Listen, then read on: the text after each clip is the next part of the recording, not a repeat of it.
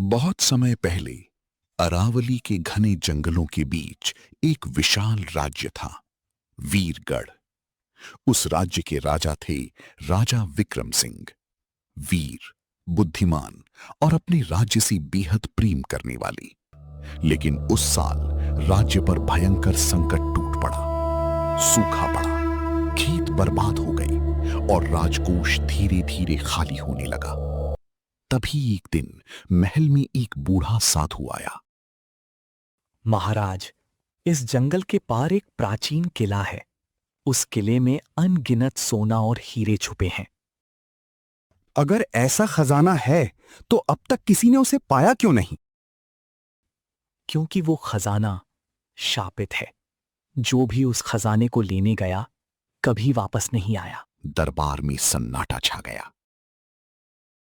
महाराज, ये किसी जाल जैसा लगता है। लेकिन मेरा राज्य भूखा है। अगर उस खजाने से मेरी प्रजा बच सकती है तो मैं अवश्य जाऊंगा। साधु राजा की आंखों में दिखता है। याद रखिए, खजाना मिल जाना सबसे बड़ा रहस्य नहीं है। असल रहस्य ये है कि वो टिकता क्यों नहीं। अगली सुबह राजा विक्रम अपने सबसे भरोसेमंद सैनिकों और मंत्री सोमदेव के साथ जंगल की ओर निकल पड़े। जंगल बेहद घना था। पेड़ों के बीच सूरज की रोशनी तक मुश्किल से पहुंच रही थी। अचानक घोड़ों की आवाज रुक जाती है। महाराज, घोड़े आगे बढ़ने से डर रहे हैं। तभी दूर से किसी औरत की रोने की आवाज आने लगती है। ये जगह ठीक नहीं लगती महाराज। डर हमें रोक नहीं सकता। वे आगे बढ़ती हैं। कुछ देर बाद घनी पेड़ों के बीच एक विशाल टूटा हुआ किला दिखाई देता है। किले की दीवारों पर अजीब निशान बने थे। हवा में रहस्यमयी ठंडक थी। जैसे ही वे अंदर गए, धड़ाम, मुख्य दरवाजा अपने आप बंद हो गया। किसने दरवाजा बंद किया? तभी अंधेरे में धीमी आवाज गूंजती है। जो अंदर आया है वो खाली हाथ वापस नहीं जाएगा। सैनिक डर जाते हैं। कौन है वहां? सामने आओ। कोई जवाब नहीं आता। वे मशाल लेकर आगे बढ़ते हैं। किले के सबसे अंदर एक विशाल कमरा था, जहां सोने के सिक्के, हीरे और जवाहरात चमक रहे थे। इतना खजाना! महाराज, हमें जल्दी निकलना चाहिए। लेकिन तभी राजा की नजर एक पुराने पत्थर पर लिखे शब्दों पर पड़ती है।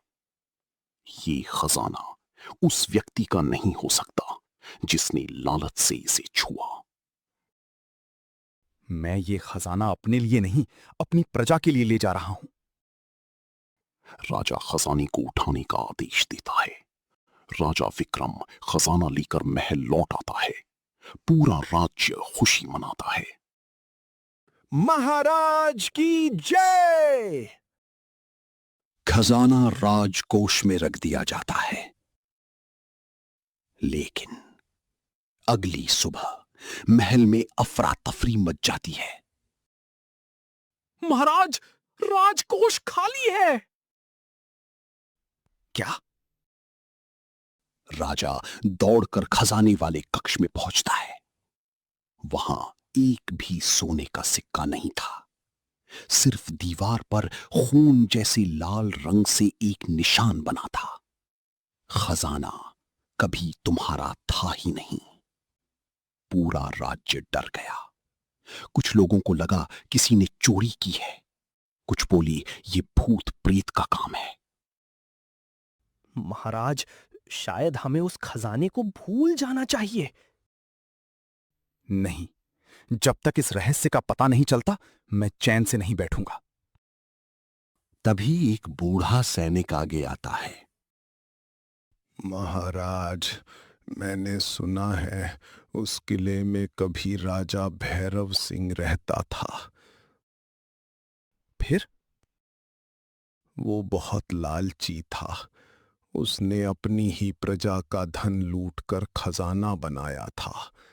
मरते समय उसने शाप दिया था कि ये खजाना कभी किसी के पास टिक नहीं पाएगा। धीरे धीरे उसकी आवाज कांपने लगती है। राजा विक्रम ने फिर से किले में जाने का निर्णय लिया। इस बार सिर्फ राजा और मंत्री सोमदेव गए। रात का समय था। किले के अंदर पहले से भी ज्यादा डरावना सन्नाटा था। तभी उन्हें किसी के पैरों की आवाज सुनाई देती। महाराज, हमारे पीछे कोई है। दोनों मुड़ते हैं, लेकिन वहां कोई नहीं होता। वे खजाने वाले कमरे तक पहुंचते हैं और हैरान रह जाते हैं। पूरा खजाना फिर से वहीं रखा था, जैसे किसी ने उसे कभी छुआ ही ना हो। ये कैसे संभव है? तभी पीछे से आवाज आती है, क्योंकि ये खजाना वापस लौट आता है। अचानक मशाल बुझ जाती है। अंधेरी में एक परछाई दिखाई देती है। वो राजा भैरव सिंह की आत्मा थी। ये खजाना खून और लालच से बना था, इसलिए ये किसी के पास नहीं टिक सकता। लेकिन मेरी प्रजा भूखी है। मैं लालची नहीं हूं।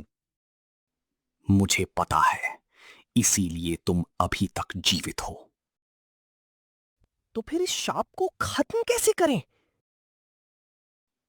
जिस धन को प्रजा से छीना गया हो, वो तभी मुक्त होगा जब उसे बिना लालच के वापस प्रजा में बांटा जाएगा। मतलब?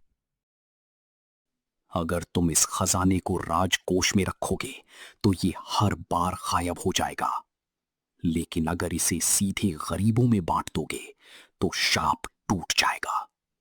राजा विक्रम खजाना लेकर वापस महल आया, लेकिन इस बार उसने खजाने को राजकोष में नहीं रखा। अगली सुबह पूरे राज्य में घोषणा हुई, ये धन अब राजमहल का नहीं, प्रजा का है। गरीबों को भोजन मिला, किसानों को बीज मिले, बीमारों के लिए औषधियां खरीदी गईं। पूरा राज्य बदलने लगा। और सबसे बड़ी बात, अगले दिन खजाना गायब नहीं हुआ। लेकिन उसी रात राजा विक्रम को महल की छत पर वही बूढ़ा साधु दिखाई दिया। आप अब तुम समझ गए, असल खजाना सोना नहीं था, तो क्या था? एक राजा का निस्वार्थ दिल। राजा समझ चुका था, खजाने पर शाप नहीं था, शाप इंसानों के लालच पर था। उस दिन के बाद वीरगढ़ फिर कभी गरीब नहीं हुआ।